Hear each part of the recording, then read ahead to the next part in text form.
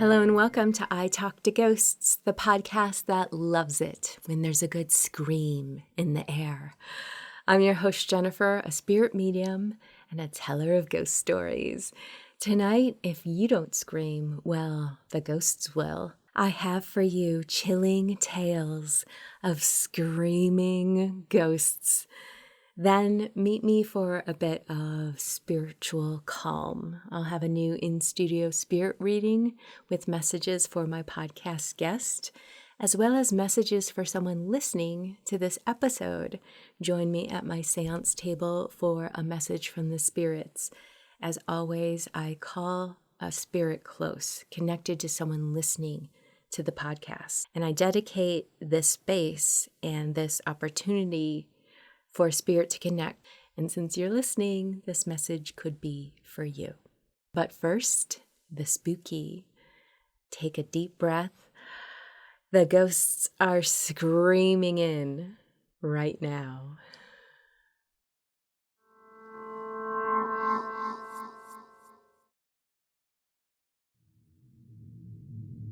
This event happened many years ago when I was 19.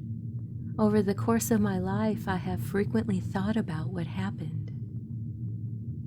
In my teenage years, I would often stay at my grandparents' house. One night, I cleaned up for the night, changed into my pajamas, and got into bed. I was lying on my back, thinking about nothing in particular. After about 5 minutes, I heard what sounded like screaming coming from the basement. My bedroom was on the second floor. I sat up in bed and listened, trying to understand what I was hearing. It sounded like a woman, and the screaming was loud.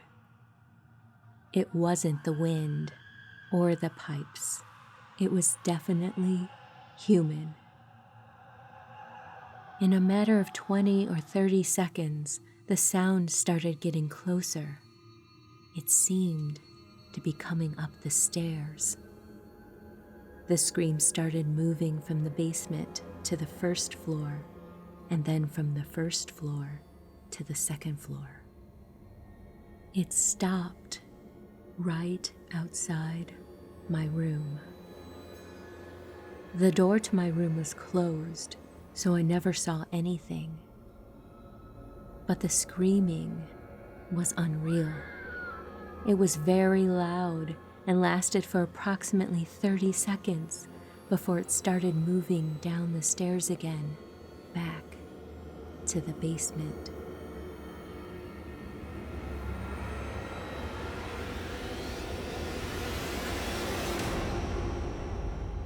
Then it stopped, and I never heard it again.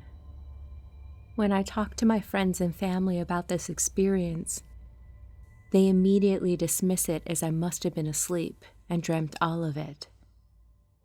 I don't blame them. If someone had told me this story, I would have likely said the same thing. But I wasn't sleeping. I know I was awake. I was sitting up in bed, listening to this unfold over several minutes. I never woke up and thought, that was a weird dream. I was awake the whole time. The only woman in the house was my grandmother. She was quite elderly at the time. She could walk up and down the stairs, but not at the pace this sound traveled. This was also an older home with a long, winding staircase. My grandmother could not have climbed the stairs from the basement to the second floor that quickly. The next morning, I had asked my grandparents if they had heard anything. They had not. Eventually, I decided it must be one of two things. Either I had had some kind of personal episode and was hearing things, or it was a ghost. This is an experience that has never left me, and I know I will never know for sure what had happened that night.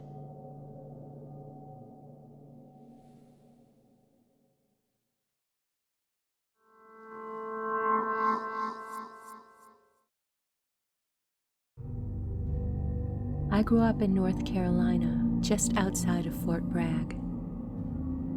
The summer after 6th grade, we were visiting an aunt who lived in a small home in the neighborhood. That day, another house in the neighborhood caught fire, and the fire department was called to put out the blaze. Like all curious kids, my brother, sister, and cousins, all under the age of 15, decided we should go check out the fire and see the firemen in action. My brother, sister, and oldest cousin got a head start, and I was asked to take my younger cousin with me. As we walked along the main road in the neighborhood, which ran alongside a lake, I heard a girl scream. The area between the road and the lake was about an acre of wooded land, which was unkept and full of weeds, trees, and underbrush. Upon hearing the scream, I immediately began moving in the direction of the noise. I began calling for the girl, but received no response. So I ran into the road and stopped the first car that came along, which belonged to a female soldier in military uniform. She exited her vehicle and immediately began searching with me. After a short while, the fire was extinguished and the firefighters were dispatched to our location to assist with the search. In the end, no one was found. No one came forward to say, "Hey, that was me. Sorry if I scared anyone." Also, no one was reported missing. I believe the screaming was a ghost. The reason I believed it was a ghost was that when the girl screamed, it sounded like she was just feet away from me. I would move in that direction, and when I got there, no girl. Then more screams. I'd move again to find nothing. These weren't playful screams either. These were the screams of someone being attacked. Thinking about it all, it still gives me goosebumps 30 years later.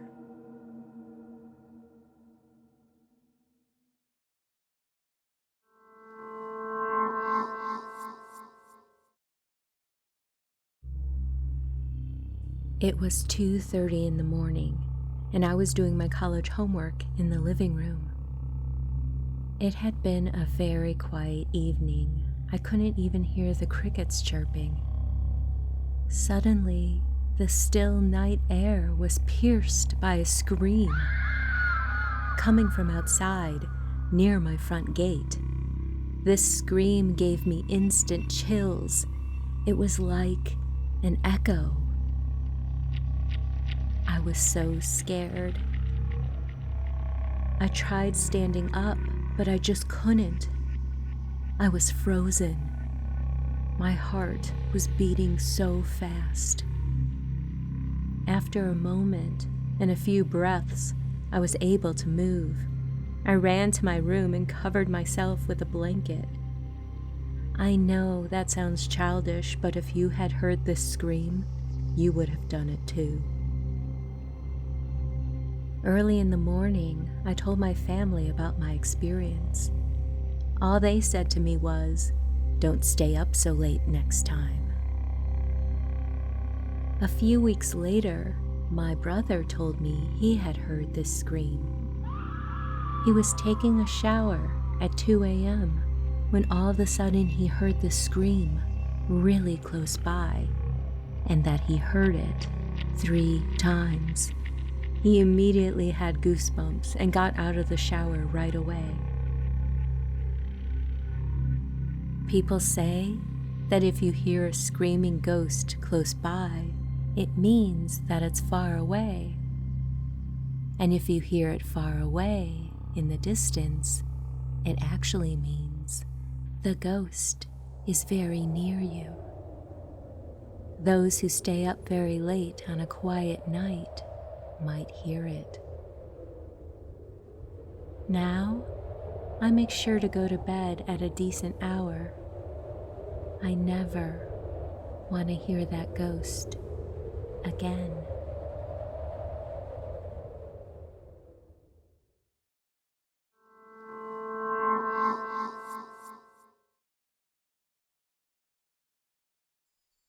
Book a tarot reading with me.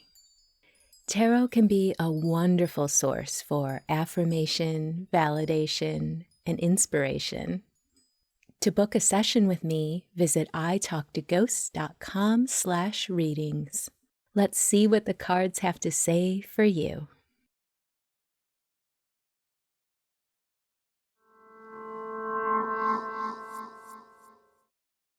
Hello and welcome back to I Talk to Ghosts. My guest this evening is Lisa. Lisa, welcome to the podcast. How are you doing? I'm wonderful. How are you? I'm doing well. Thank you so much for meeting with me.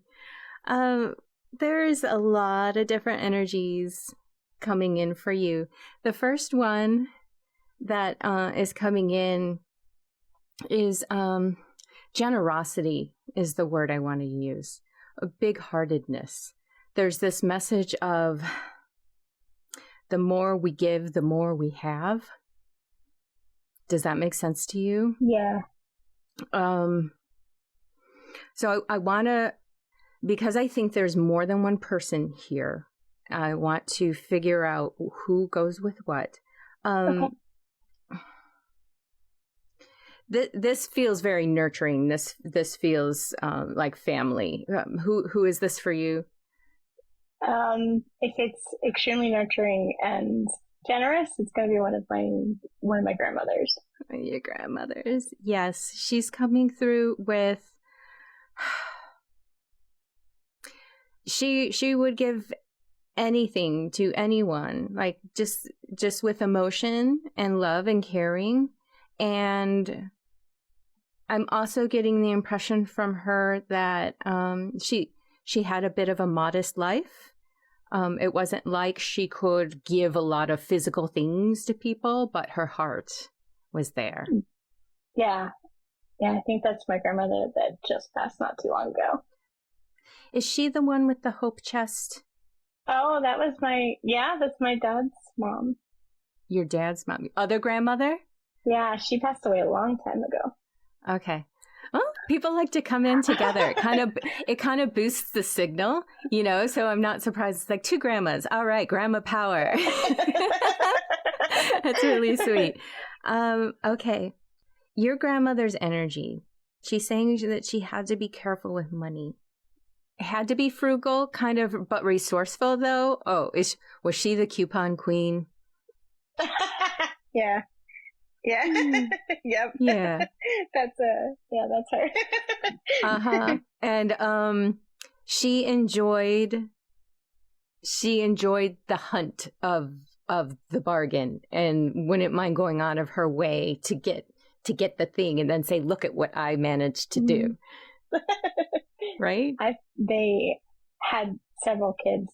So they spent their entire lives around children and feeding and clothing and making sure that they were all taken care of. Now, I'm feeling like I'm being shown snippets of you. When you were little, did you really like stickers? Yes. Yeah, I used to put them on everything. Okay. Did she have a role in that in getting you stickers? Yeah, I always got stickers when I went to her house. Okay. Yeah, she's bringing that up.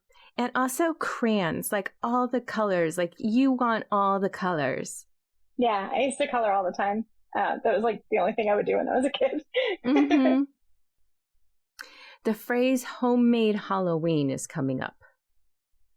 Okay, so that's really funny. My friends and I do a haunted house every year that's homemade. We call it Spare Time, Spare Change, and we've done it for 15 years. We just do it for the neighborhood because we think it's fun. But that started at a very young age because my family has always done crazy Halloween stuff that's just homemade stuff. Yeah, it's coming through in like your family history from like the ghost costume of just a sheet to like, do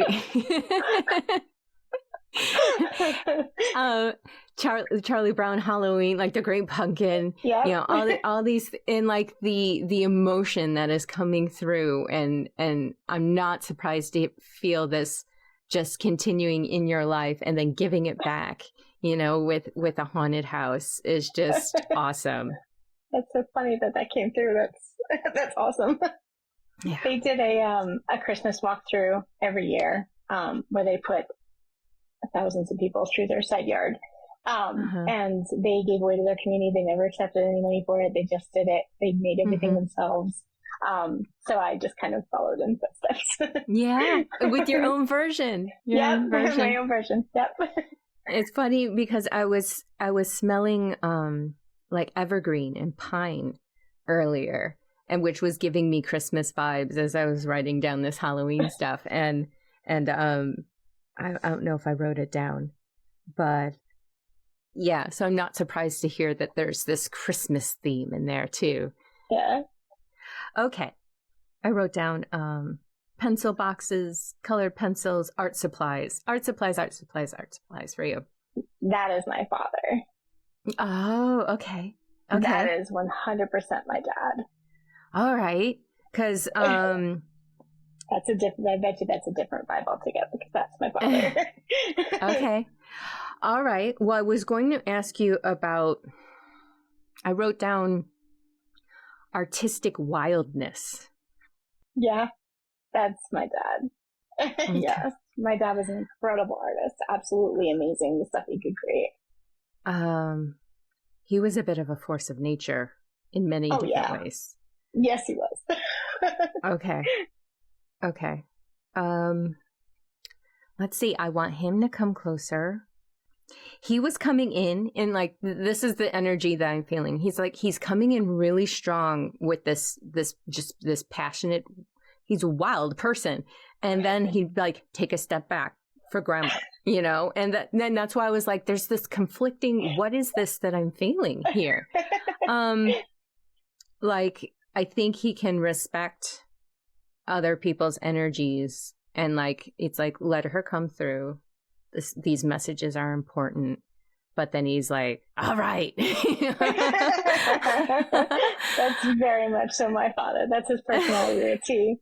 He would absolutely let you speak, but man, when he got excited, he had the room. Yeah, he's respecting the generosity of your grandparents, that in a way it really marveled him how they always had something to give.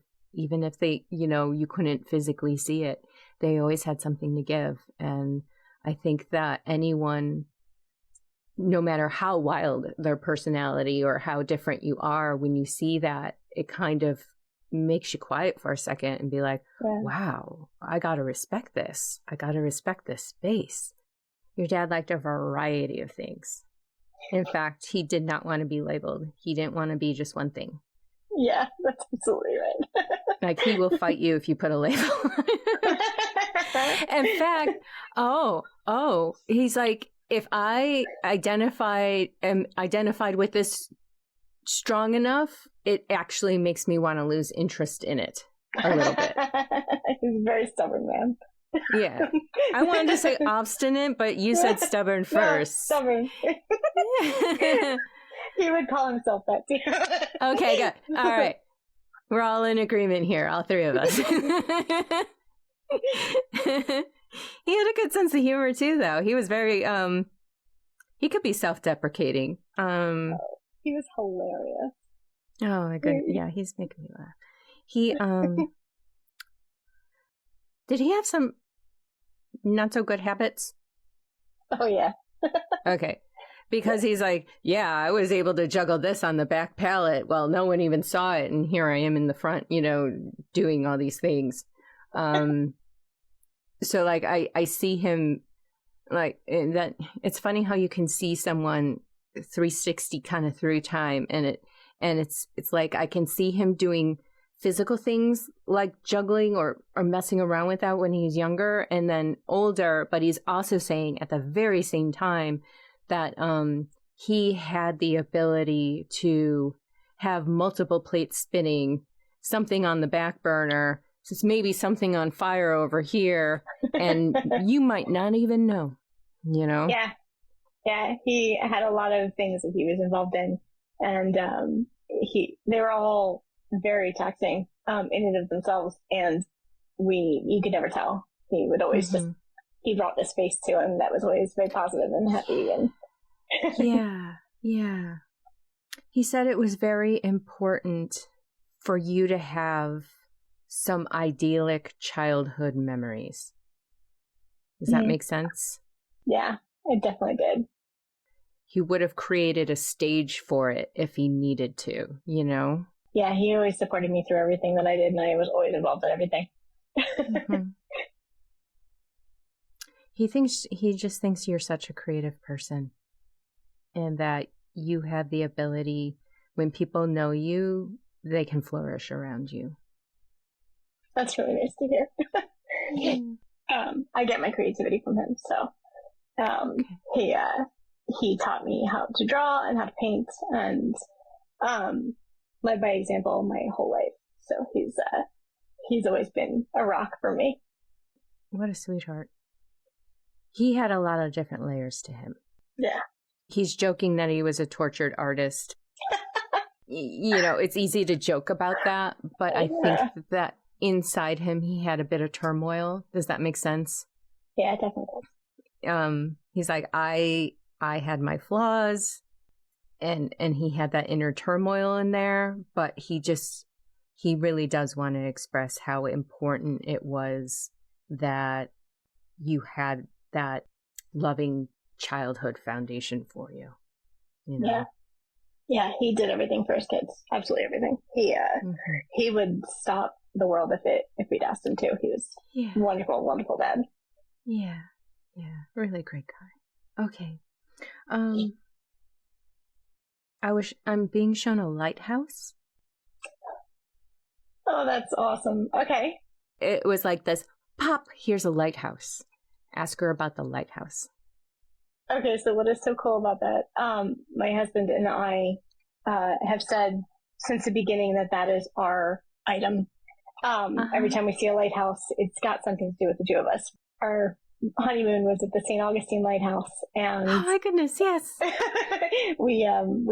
My son's school has a lighthouse on it.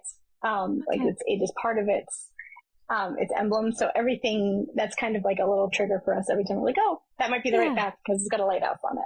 Yeah, it's like, I get it. It's like your symbol together, you know? Yeah, exactly. Okay. Yeah, it popped in there, and maybe it's just universal acknowledgement, you know what I mean? Acknowledgement That's from the cool. universe that it's like, this is your thing, you know? I don't know who is saying this for you. Maybe it's your guides. If there's adversity or something that especially if there's like some kind of strife or just some kind of obstacle, it's like, look for the lighthouse. Look for the lighthouse. It's really interesting. That's really been, honestly, the last 2 years. Every time that we've had a choice we've had to make, it's shown up. So that's wonderful. It's great to hear that that's from the universe and it's helping us find our way. That's really neat. Oh my gosh. Okay. I feel like these two people were the most prominent who are coming through for you, but I want to ask you if there was anyone else that you were hoping would come close tonight. My mother-in-law. I never met her. Okay, let me see. The first impression I'm getting, was she a bit of a spiritual woman? Yes. She definitely had a spiritual side to her, for sure. I had a lot of faith in her. I'm seeing images of spring. I don't know if that was her favorite time of year or if it's more symbolic for like renewal in life, or like Easter was a big deal for her. I think that's right. Yeah, that sounds about right. Because I know she spent a lot of time at the church when she was alive. She's coming through a little quiet. Did she have a bit of a quiet personality? Yeah, I think she did. Well, when she needed to.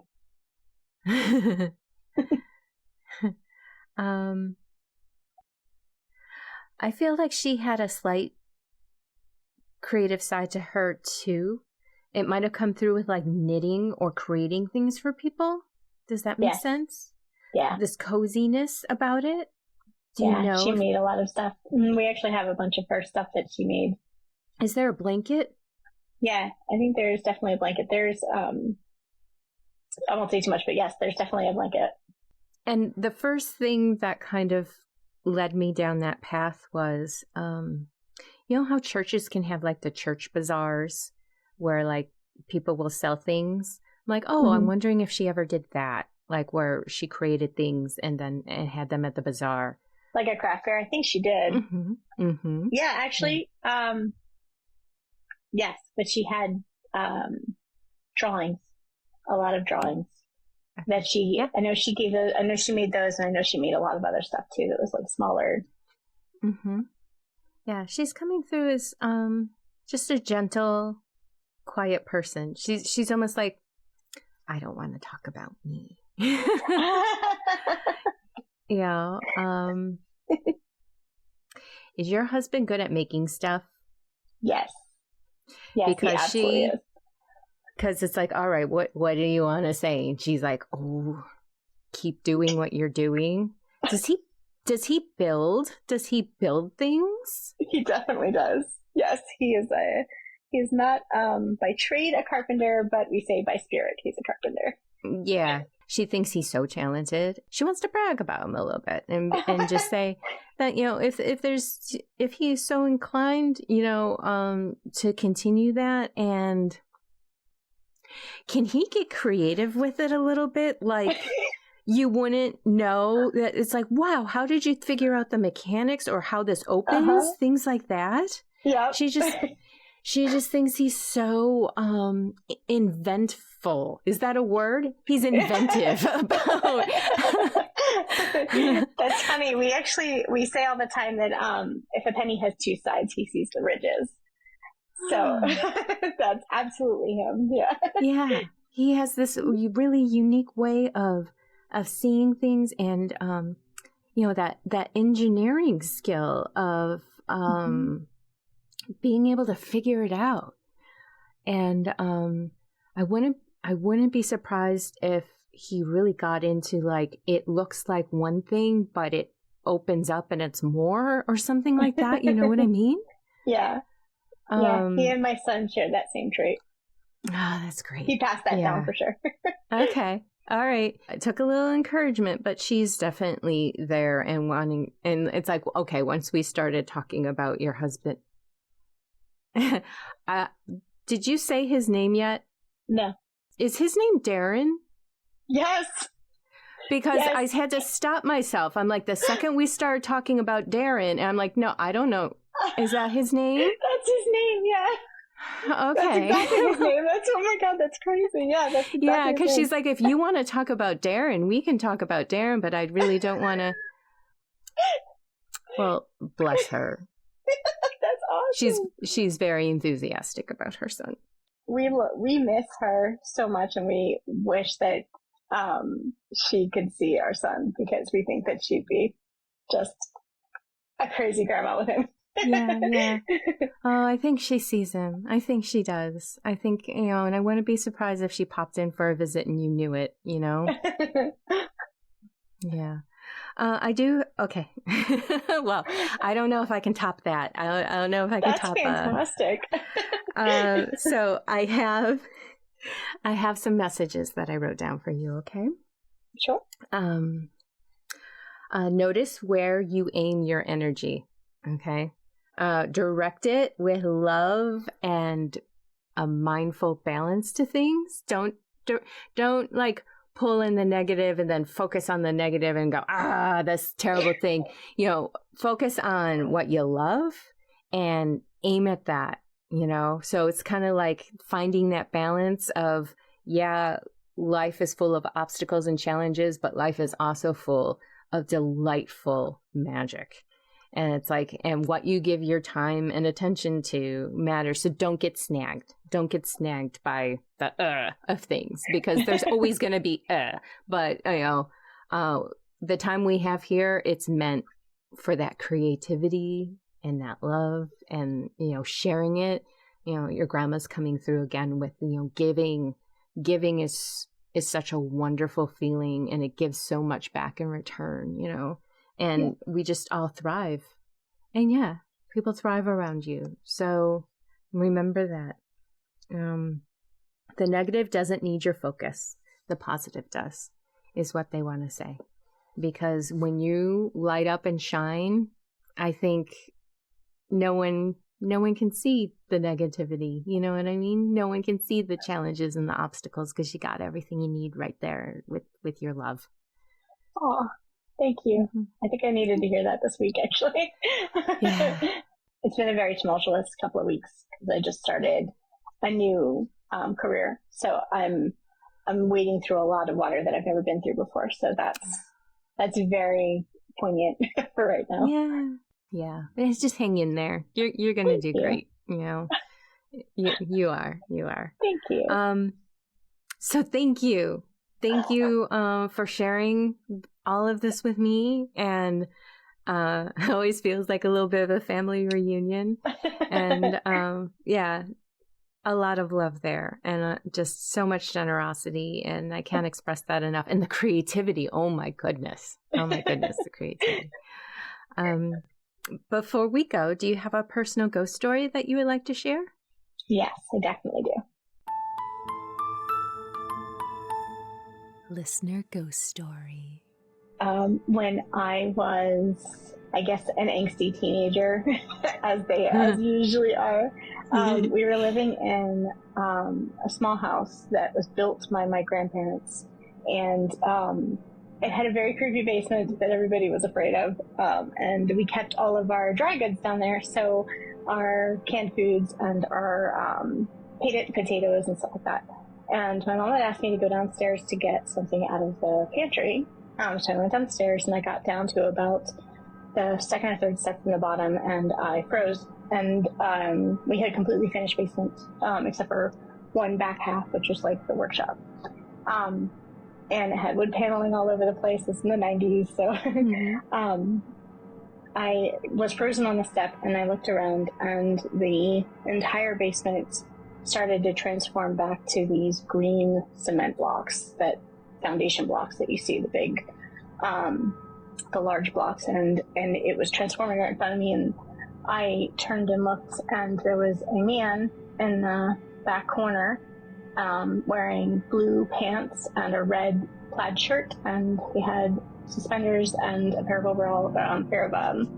glasses on, and he rushed towards me, and he was saying something, but I couldn't hear him. His mouth was moving, but I couldn't hear the words that he was saying, and he was getting more excited, and he got in my face, and I couldn't move, and I broke free and got to the top of the staircase, and fell into a panic attack. Wow. And the next day, we were looking through some pictures, and I had described my great-grandfather to a T. We found a picture of him wearing almost that exact outfit that I saw him in. Oh my goodness. Yeah. Wow. Yeah, to this day, still gives me goosebumps when I think about it, because it was a very hearty experience. I know that must have been incredibly scary for you, because it was the last thing you were expecting. Yeah. Do you maybe even get the sense that it was a bit of a slip in time? Like he might have seen you? Yeah, I absolutely do. And I think when we're teenagers, we go through so much energy, and we've got so much crazy angst in us. And I think teenagers typically, they just bring an energy to a house that it needs. And we always thought that there was someone in our basement. My little brother used to have his bedroom down there, and he used to would wake up in the middle of the night, and little figures would be picked up, and they would be put down like someone was looking at them and inspecting them and then putting them back down. So the two of us would share our experiences all the time, but that was the big one. That one was the one where we were like, okay, he's definitely here. Okay. Wow. Oh my gosh. So intriguing and startling at the same time. Oh yeah, But, scared the crap out of me. I was terrified. right. And it's like, there's something comforting in knowing that, okay, this is a relative, but at the same time, it's like that you weren't expecting that at all. And then for him to No. come rushing towards you, that's Yeah. very interactive, Yeah. and fascinating. I still have no Awesome. idea what he was trying to tell me, but it was absolutely terrifying, and it stuck with me a long time. I just wonder if he saw you, like that was a point in his life, and you were the kind of maybe the ghost to him, Yeah. or he's like, why are you in my house? It's entirely possible. Yeah, I have goosebumps just thinking about it now. Yeah, Still, exactly. Oh, and then it's like, it's so frustrating that, like, we may never know, Oh, wow. What a wonderful, thought-provoking story. Thank you so much. And thank you again for sharing your energy with me and allowing me to go to your family reunion and meet these wonderfully generous, creative people. And yeah, it's so meaningful. Thank you. This has been awesome.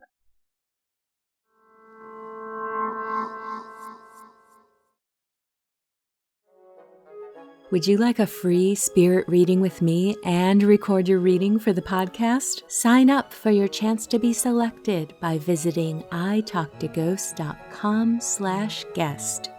And as an added bonus, if you don't want to leave your reading up to chance, I'll let you in on a secret. There's a discount offer to book a private session with me, so you can book a date and time for certain. Visit italktoghosts.com/guest for more details. Hello and welcome back to I Talk to Ghosts. I have a message from the spirits tonight, so thank you for joining me at my séance table. As I call a spirit close, I'm going to be working with fennel seed. Fennel seed has spiritual properties of protection and healing, soothing, calming energy, but also invokes strength as well. So I will be keeping it close to me tonight as I work.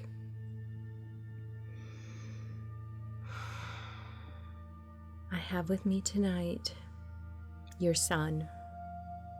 He's showing me that when he was younger, he was fascinated with anything that could go fast. Rockets, cars, horses.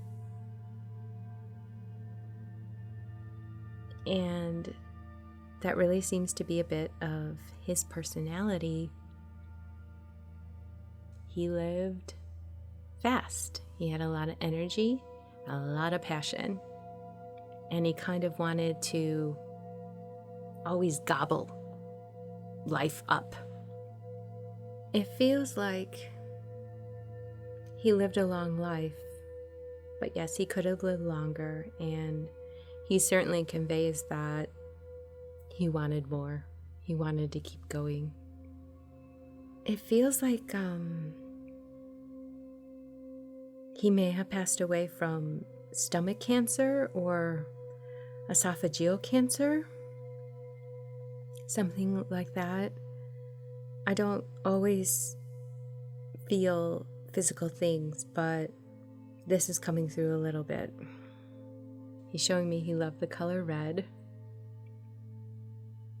He was creative and artistic. Oh, and he loved to run too. He was always running. I think he ran track in school.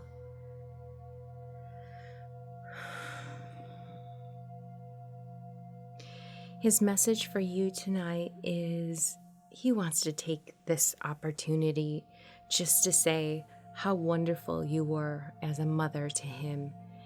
He thinks the world of you. You were always giving, always caring, always available, probably giving too much of yourself to him and to others, but he appreciates that so much now. I think that he's expressing that he wishes he slowed down in life a little bit so that he could focus and see people for what they were, but he especially wants to convey to you how much he loves and adores you and how much he appreciates you.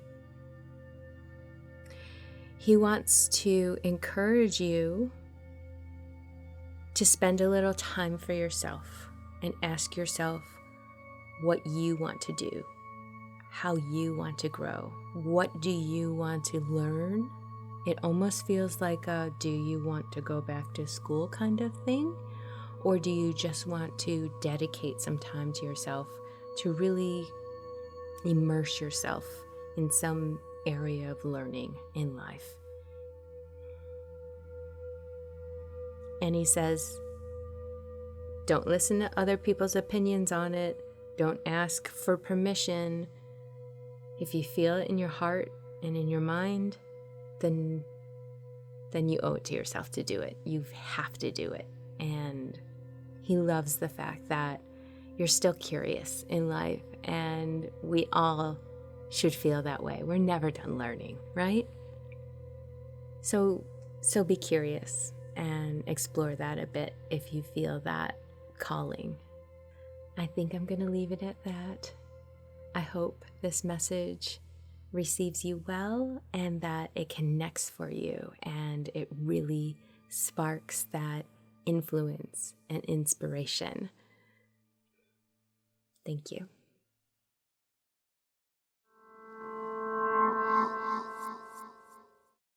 Hello, my dear spooky friend. Do you have a paranormal experience you would like to share?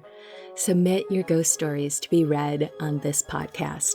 I love sharing true ghost stories, and yours could be among them.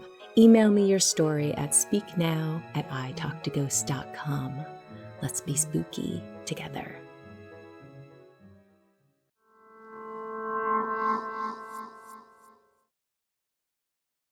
And with that, dear listener, we've reached the end of this episode of I Talk to Ghosts. I hope you've enjoyed my spirit work that I shared with you this evening, as well as those creepy tales of screaming ghosts. Have you ever heard such a chilling sound? I would love to hear about your story, so please reach out.